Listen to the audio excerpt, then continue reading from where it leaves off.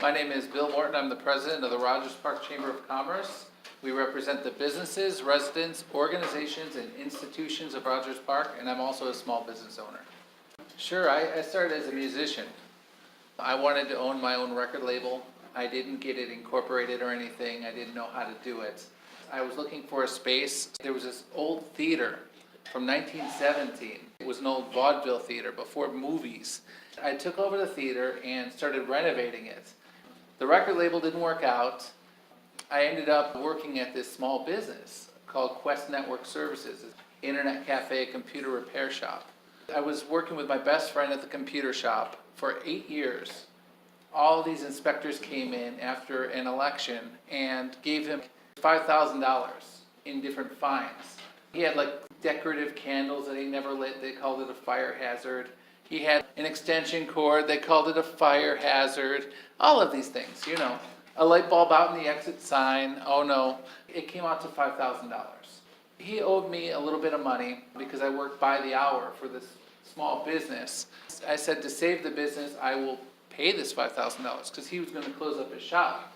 Small businesses, they can't afford a lot of times. The little mom and pop storefronts, they can't afford $5,000 fee. That would have taken him out. And he was my friend from junior high school. So I gave him the money. We went to court. We fought a whole bunch of it. We paid the rest. And I wasn't able to pay my rent. And I got kicked out of my apartment. So that's just how that goes. The reason why we formed the Rogers Park Chamber of Commerce is because we went looking to every government agency, every organization, anywhere to get help to save this business. And nobody would do it. And so we did our research and we found that Rogers Park didn't have a Chamber of Commerce. And we didn't even know what a Chamber of Commerce was. We were looking for anything.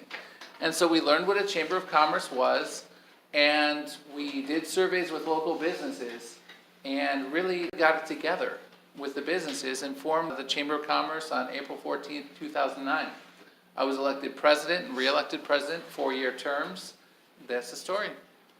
It's still creativity. When you're a musician, when you want to start a record label, when you're running a Chamber of Commerce, you've got to come up with creative ways to really help the community or make music or do things like that. I think there is a common thread throughout the whole thing. I do make my own hours. I do push myself. I utilize creativity all the time to help people. But I couldn't tell when I was a musician I would end up being a Chamber of Commerce president. There's home-based business where you're at home, like the Etsy and all that. Then there's the brick and mortar storefronts, and then there's the corporations. There's a lot of different ways you can start your business, and then you can shape your business as things change. I would say helping people. Like Dave said, reputation. With the Chamber of Commerce, we're building community, and we're helping small business owners. I mean, even that 7-Eleven on the corner there, that's actually a franchise. And there's a husband and a wife, and they have a kid. They use that to pay their mortgage for their house. It's a family-run business as far as I'm concerned. This is the kind of thing that you got to help people with.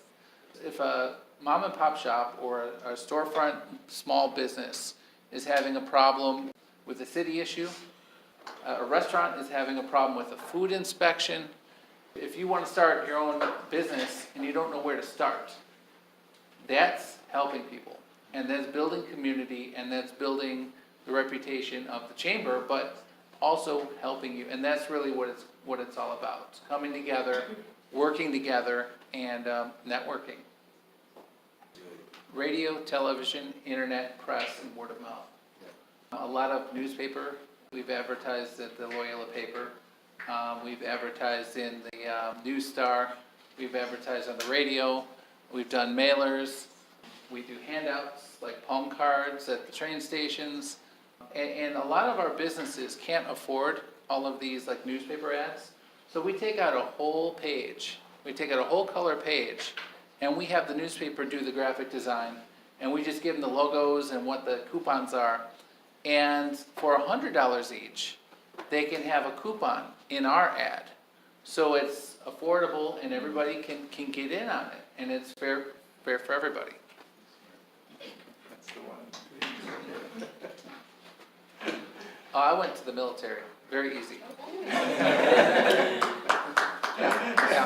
I served on the USS Carl Vinson and I traveled the West Pacific tour. And then I came back here and I didn't have a job when I got out.